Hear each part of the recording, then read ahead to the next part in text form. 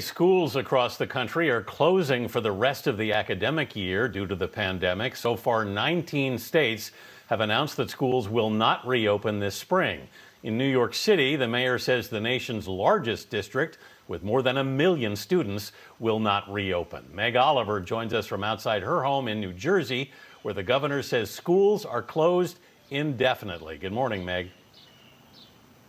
Anthony, good morning. Behind me is our version of shop class. This homeschooling is not easy. And as tens of millions of students move to online learning for the remainder of the school year, many are struggling to keep up and some aren't even logging in. As schools report a drastic decline in attendance, experts warn students are rapidly falling behind.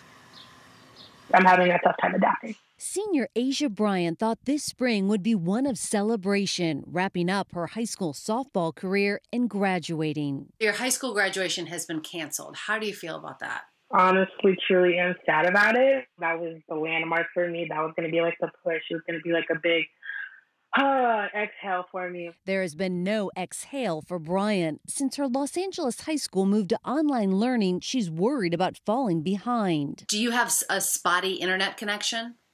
Yes. Bryant said her internet often freezes in the middle of lessons. We witnessed her spotty connection firsthand.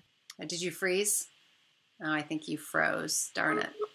Hang on. Bryant says she's still logging on and doing her work, but that's not the case for all students in the Los Angeles Unified School District. The district says for the first 2 weeks of online learning, 15,000 high school students did not log on at all. That has since been cut by about 2/3. Here's your charger. Many districts scrambled to get students devices like laptops and Wi-Fi after schools closed, but there's a lot of catching up to do. Nearly 12 million children do not live in homes with an internet broadband connection.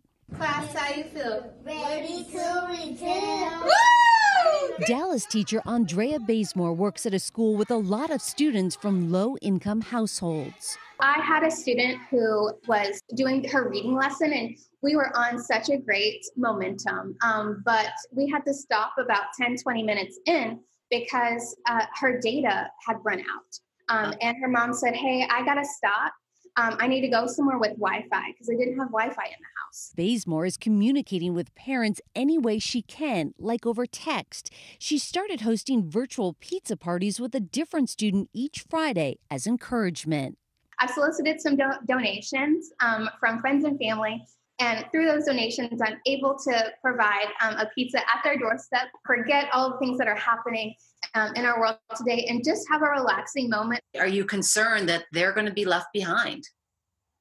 Oh, I'm absolutely concerned. We talk about summer slide. Right. How students decline over their reading and math skills over the summer. We're going to have a corona slide.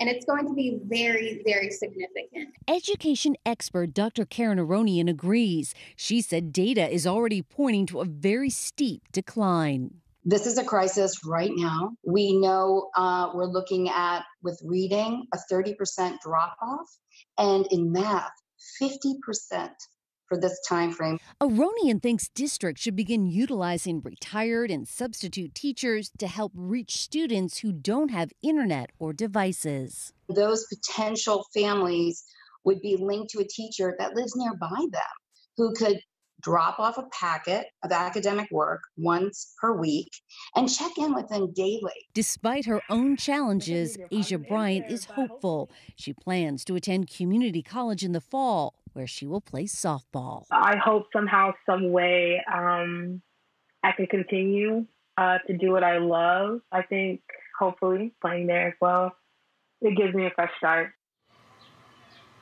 A round of applause for Asia because she keeps logging on despite the challenges. The Los Angeles School District said they will not fail students during this period. Now, back here in New Jersey, some school districts have suspended spring break, requiring students to continue online learning.